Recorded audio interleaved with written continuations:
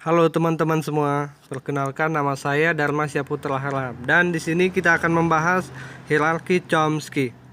Bisa didefinisikan secara formal sebagai kumpulan dari himpunan-himpunan variabel, simbol-simbol terminal, simbol awal yang dibatasi oleh aturan-aturan produksi. Dan pada tahun 1959, seorang ahli bernama Noam Chomsky melakukan penggolongan tingkatan bahasa menjadi 4 yang disebut dengan hierarki Chomsky. Ada 4 bahasa yang disebut hierarki Chomsky.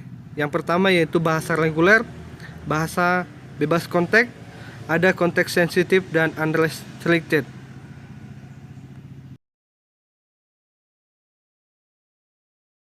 Secara umum, tata bahasa dapat dirumuskan sebagai alfa ke beta, yang berarti alfa menghasilkan beta atau alfa menurunkan beta, di mana alfa menyatakan simbol-simbol pada ruas kiri aturan produksi, sebelah kiri tanda panah, dan beta menyatakan simbol-simbol pada ruas kanan aturan produksi, sebelah kanan tanda panah. Simbol variabel atau non-terminal adalah simbol yang masih bisa diturunkan dan ditandai dengan huruf besar seperti A, B, C, dan seterusnya. Dan simbol terminal adalah simbol yang sudah tidak bisa diturunkan dan ditandai dengan huruf kecil seperti A, B, C, dan seterusnya. Untuk selanjutnya kita akan membahas tata bahasa reguler, di mana A ke B diterima. Nah, kita ingat pada aturan pada tata bahasa reguler, simbol pada sebelah kiri harus berupa simbol variabel. Nah, dan di sebelah kanan maksimal hanya memiliki sebuah simbol variabel dan bila ada terletak di posisi paling kanan. Ingat ya guys. Dan contoh yang kedua, A ke B ditolak. Kenapa? Karena simbol pada sebelah kiri berupa sebuah simbol variabel. Selanjutnya A ke B, C. Ini teman-teman, ini ditolak. Kenapa? Karena simbol variabel pada sebelah kanan harus berada di posisi paling kanan. Nah, dan untuk selanjutnya kita akan menjelaskan. Ini tadi A ke B, C itu ditolak. Kenapa? Karena simbol variabel pada sebelah kanan posisinya di awal ya teman-teman di sini. Tapi andaikan A ke di sini variabelnya huruf kecil dan di sini huruf besar, itu diterima. Selanjutnya kita akan membahas tata bahasa bebas konteks. Aturan, simbol pada sebelah kiri harus berupa sebuah simbol variabel. Nah, contohnya gini. Simbol variabel. Ini simbol variabel ya teman-teman. Nah, dan sebelah kanan merupakan sebuah simbol terminal seperti ini. Ini diterima. Tetapi jika di sebelah kiri merupakan simbol terminal seperti ini ditolak. Seperti ini juga ditolak.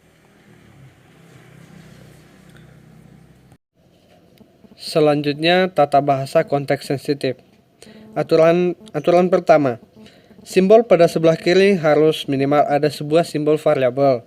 Dan yang kedua, di aturan yang kedua, jumlah simbol pada sebelah kiri harus lebih kecil atau sama dengan jumlah simbol pada ruas kanan. Contohnya seperti ini ya teman-teman. A ke B, C ini diterima. Kenapa? Karena pada ruas kiri ada simbol variabelnya. Nah, contoh selanjutnya kita buat seperti ini.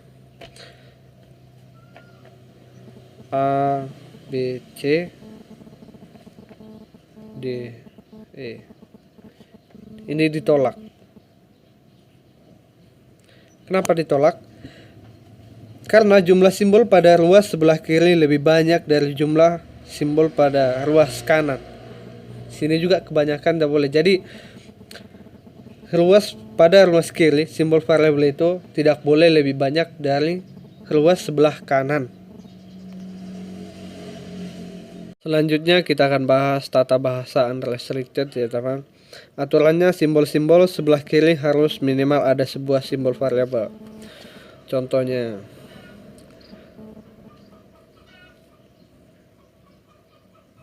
pada ruas kanan kita buat satu variabel aja ya teman, satu simbol aja seperti Q.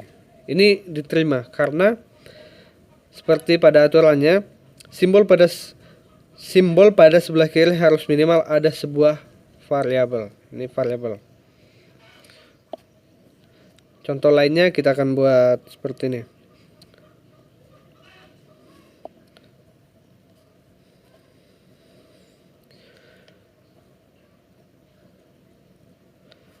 Ini ditolak. Kenapa? Karena simbol pada sebelah kiri tidak ada sebuah simbol variabel. Di sini nggak ada variabelnya teman-teman. Oke. Sekian video. Itulah sekilas tentang hierarki Chomsky.